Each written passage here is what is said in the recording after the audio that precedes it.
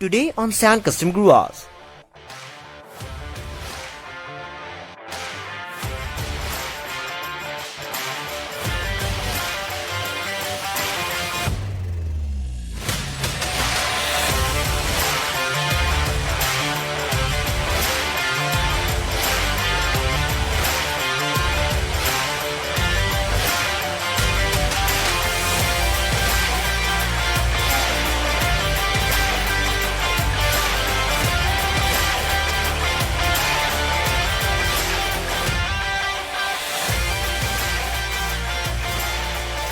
Hello guys, welcome back to Sand Custom Gruvas once again.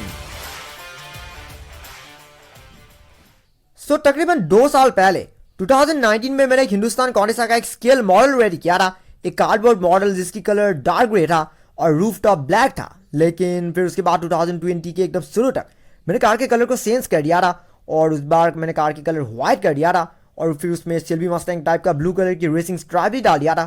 वो एक बड़ी cool car था, लेकिन फिर जैसे ही कुछ महीने बाद मुझे ऐसा लगने लगा कि वो कार परफेक्ट नहीं हुआ था, जिसकी वजह से मैंने उस कार में मेकओवर करने की सोचा था, पर अनफॉर्चुनेटली मेकओवर सक्सेस नहीं हो पाया, जिसकी वजह से मैंने उस कार को पूरी तरह से डिसमेंटल कर दिया, यानी कि पूरी तरह से डिस्ट्रॉय कर दिया।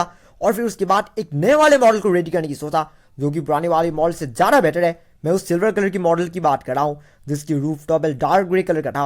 वो मॉडल जो कि मैंने तकरीबन 4-5 महीने पहले ही रेडी किया था और काफ़ी लोगों ने शायद वो कार देखा ही होगा कि वो पुराने वाले मॉडल से काफ़ी बेटर हुआ था। लेकिन धीरे धीरे जैसे टाइम बीत रहा है, कार में प्रॉब्लम्स आना शुरू हो गया है। जब मैंने आखिरी बार कार के ऊपर वीडियो बनाया था, जो कि तकरीबन 4-5 महीने पहले बनाया था, तब तो कार भी कूल दिख रहा था। लेकिन अब कार में काफ़ी प्रॉब्लम्स हो गया है, जिसकी वजह से मैं कार में फिर से मेकओवर करने की सोच रहा हूँ। और आज का ये वीडियो उसी कार के ऊपर है, तो क्या उस कार को नहीं लेते आ रहे हो? ओके, इस कार बस आने ही वाला है। 1, 2 and 3।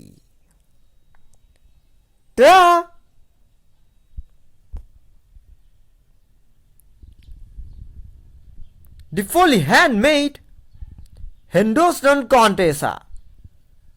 ये देखिए, मेरी जो पुरानी वाली जो हिंदुस्तान कॉन्टेसा था, जो कि मैंने इस वाली से पहले रेडी किया था, सबसे पहले तो मैं उस वाली में ही मेकओवर करने वाला था, लेकिन वो कार बहुत ही ज़्यादा खराब हो चुका था, जिसकी वजह से उस कार में मेकओवर करना मुमकिन नहीं था।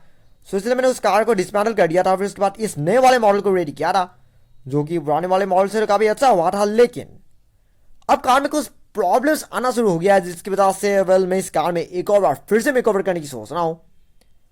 पीछे का बम्पर जो कि पूरी तरह से मिसिंग है, क्योंकि ये पूरी तरह से कार से अलग ही हो गया। और अगर आप इस हुड की बात करें तो हुड भी अपनी लाइन से काफ़ी बाहर उठ गया है। और साथ में यहाँ पर ये जो वाल रैपिंग का जो काम था, ये पूरी कार वाल रैपिंग किया गया था, लेकिन वाल रैपिंग भी ऑलमोस्ट निकल गया है।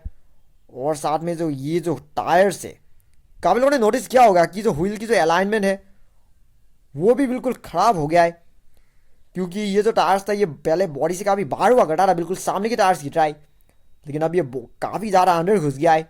और इन सब प्रॉब्लम्स की वजह से मैं इस कार में एक और बार फिर से मेकओवर करने की सोच रहा हूँ, क्योंकि वैसे तो मैंने इस कार को बहुत ही अच्छी तरह से रेडी किया था, लेकिन शायद मैंने कहीं भी कुछ कंजूसी किया था। शायद इस कार को फटाफट से कंप्लीट करने के चक्कर में मैंने कोई काम ठीक से नहीं किया था, जिसकी वजह से हाई क्वालिटी काम होने के बावजूद भी ये कार अब धीरे धीरे ख़राब हो रहा है।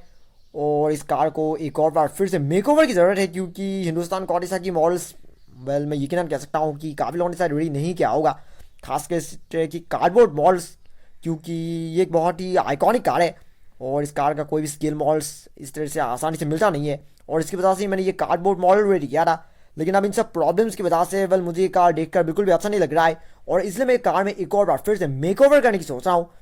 आज भी इस वीडियो में वो यही चीज़ें समझाने वाला हूँ कि इस कार में एक्चुअली में मैं क्या क्या चीज़ें करने की सोच रहा हूँ। तो सबसे पहले तो कार के हुड को थोड़ी सी करेक्ट करने की ज़रूरत है, क्योंकि ये जो हुड लाइन्स है, पहले तो हुड लाइन्स अच्छा था, लेकिन वाइनल रैपिंग का ख़राब हो जाने की वजह से अब ये जो हुड वाली जो लाइन है ये ऑलमोस्ट बुरी तरह से ऑलमोस्ट गायब ही हो गया है। अगर आप अच्छी तरह से देखें तो अभी हुड लाइन कैसे भी नज़र भी नहीं आ रहा है। और साथ में यहाँ पर कुछ जॉइंट्स जो कि वाइनल रैपिंग के थ्रू दिखाई दे रहा है, और इन सब जॉइंट्स की वजह से कार बिल्कुल भी अच्छी नहीं दिख रहा है। यहाँ तक कि अंदर मैंने जो कुछ भी परमानेंट मार्कर से लाइन ड्रॉ किया था कट करने के बाद, वो सब लाइन्स भी यहाँ से नज़र आ रहा है, और उसकी वजह से ये कार बिल्कुल भी ठीक नहीं दिख रहा है। और साथ में ये जो वाइनल रैपिंग का जो काम है ये ऑलमोस्ट निकल ही गया है। अगर आप इस साइड में देखिए तो वान रैपिंग अपनी जगह से बहुत ज़्यादा नीचे हो गया है। और साथ में अगर इस हुड की इस पोजीशन की बात करें तो हुड अपने लाइन से ऑलमोस्ट पूरा ही बाहर हो गया है, क्योंकि ये हुड जनरली नीचे होना चाहिए था। वैसे तो जब मैंने इस कार को फिट किया था, मतलब जब इस हुड को मैंने फिट किया था तब भी इतनी प्रॉब्लम सेट नहीं हुआ था, लेकिन जैसे टाइम बीत रहा है ये और ज़्यादा बाहर की तरफ आ रहा है। तो इसीलिए इन सब चीज़ों को करेक्ट करने की ज़रूरत है, और मोस्ट लाइकली मैं पूरी हुड को ही रिप्लेस करने की सोच रहा हूँ। और साथ में इसकी जो रूफ पैनल है, पता नहीं ये डेंट यहाँ पर कैसे पड़ा, लेकिन ये वाला हिस्सा बहुत ही ज़्यादा अंदर की तरफ घुस गया है। और आई थिंक इस तरह से दबाने की वजह से शायद हुआ, या फिर कैसे हुआ मुझे नहीं पता, लेकिन यहाँ पर एक बहुत ही गहरी डेंट है और इसीलिए इस चीज़ को करेक्ट करने की ज़रूरत है। सो इस चीज़ को करेक्ट करने के लिए, क्योंकि यहाँ पर एक रिस्क है कि सामने के विंडशील्ड से होकर ये पूरा एक सिंगल पार्ट है, तो बेसिकली इस डेंट को ठीक करने के लिए मुझे बिल्कुल यहाँ से पैनल को निकालना होगा, क्योंकि मैं हर चीज़ को एक दूसरे के साथ ज्वाइन करके रखता हूँ। सो इसीलिए सिर्फ इस डेंट को ठीक करने के लिए मुझे यहाँ से पूरा पैनल निकालना होगा, जिसके बाद से ये विंडशील्ड वगैरह भी मुझे रीडन करना होगा। और बाकी क्योंकि इसके बम्पर कुछ ज़्यादा सिंपल हुआ रहा, आमतौर पे यहाँ पर ओरिजिनल कॉन्टेक्स्ट नाम इंडिकेटर्स लगा होता है, और साथ में वेल अगर नीचे एक बम्पर ग्रिल टाइप का अगर कुछ ऐड करेंगे तो इससे कार देखने में थोड़ा सा और बेटर रहेगा। पर वो सब चीज़ें भी मैंने जल्दी में किया नहीं था, तो इसीलिए इस बार मैं वो सब चीज़ें भी करने की सोच रहा हूँ। और साथ में इसकी जो पैनल्स है, पैनल का जो गैप है ये कुछ ज़्यादा ही मोटा हुआ है, क्योंकि आमतौर पे गैप्स इतना ज़्यादा मोटा नहीं होना चाहिए। और साथ में यहाँ से कुछ कुछ पैनल्स निकल भी जाए रिस्क आप। सो बेसिकली इन सब चीज़ों को करेक्ट करने की ज़रूरत है। और बाकी ये जो व्हील की जो अलाइनमेंट वाली जो प्रॉब्लम है, वैसे इसलिए हुआ है क्योंकि ये जो नीचे वाली जो पार्ट है ये मैंने अच्छी तरह से जोड़ा नहीं था, जिसकी वजह से यहाँ से ये रिस्क आप ये व्हील पूरा देखिए पूरा हिल रहा है। तो इसकी वजह से आप मुझे इस पूरी चीज़ को रिप्लेस करना होगा। और बाकी यहाँ पर ये रिस्क आप ये भी ऑलमोस्ट बाहर निकल गया है। और इसकी जो रियर बम्पर है, रियर बम्पर इसलिए निकल गया क्योंकि वेल कार जितना मतलब कार का मतलब ब्रेथ जितना है, वेल रियर बम्पर का ब्रेथ उससे कम हुआ था, जिसकी वजह से वो साइड से होकर निकल गया है। और उसकी वजह से फिलहाल पीछे कोई भी बम्पर नहीं है। सो बेसिकली बम्पर को भी रीडन करना होगा। और वेल कार में बहुत कुछ चीज़ें होने वाला है, क्योंकि ये सारे जो कुछ भी पैनल्स हैं ये सब आउटर पैनल्स जो कि वेल इनके ऊपर ऑलरेडी वाल रैपिंग किया हुआ है। सो बेसिकली अगर मैं इन सारे पैनल्स को निकाल दूंगा तो उसके बाद इन्हें फिर से रीडन करना मुमकिन नहीं होगा। सो बेसिकली मुझे सारे पैनल्स को फिर से शुरुआत से बनाना होगा, क्योंकि वही सबसे वेल बेस्ट ऑप्शन होगा। क्योंकि अगर मैं इन पुराने पैनल्स के ऊपर ही नई वाल रैपिंग करने की कोशिश करूँगा तो इससे प्रॉब्लम्स हो सकता है। सो इसीलिए वेल मैं पूरी तरह से हर पैनल्स को बिल्कुल शुरुआत से ही बनाने की सोच रहा हूँ। तो इस कार में बहुत कुछ होने वाले हैं। इस वीडियो में तो बस मैंने आपको इतना ही बता दिया, लेकिन इस कार के ऊपर भी और भी जल्दी काफ़ी सारे वीडियोस आने वाले हैं। और साथ में कार की जो प्रोग्रेस है वो भी शुरू होने वाले हैं। पहले इस कार में कब तक काम शुरू होगा वो फिलहाल मैं नहीं कह सकता, लेकिन जल्दी काम शुरू हो जाएगा, क्योंकि ये सब चीज़ें करेक्ट करने की ज़रूरत है। और इस तरह से कार को मैं नहीं देख पा रहा हूँ। सो और कुछ दिनों में इस कार में काम शुरू हो जाएगा। हाँ तो चलेगा, आज के लिए बस इतना ही।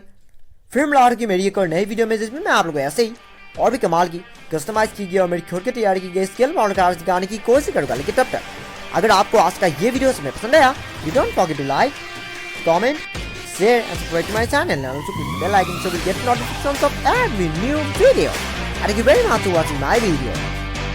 Have a nice day.